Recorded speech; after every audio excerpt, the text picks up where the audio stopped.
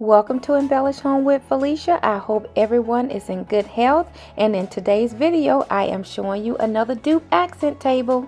Adding these accent tables is a great way just to update your space. So let's try to dupe it. So I grabbed this marble cutting board from Home Goods. It was $24.99, but when I got to the counter it was $12, and if you've been watching my videos you know I use my rewards, so it was free. Okay friends, so I found this plant stand at TJ Maxx, and it is very similar, the base is, to the inspirational photo, and as you can see it have a modern style. I just need to add a marble top. Now this particular plant stand, this is the brand in case you're looking for it, and it was $24.99 as I said from TJ Maxx. So now let's add the marble top.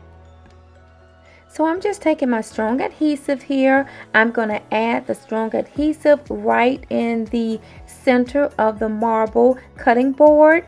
And as you can see, I'm just adding a generous amount. We want to make sure it is sturdy.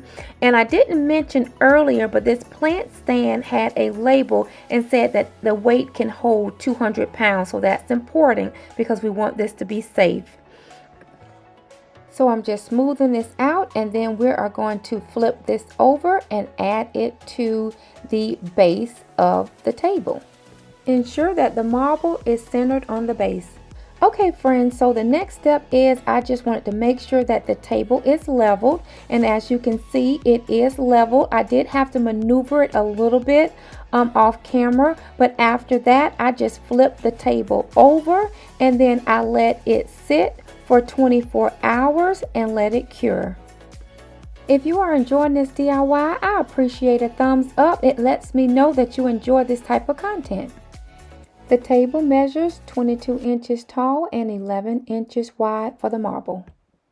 Okay friends, our accent table is complete. It was almost so simple we couldn't call it a DIY.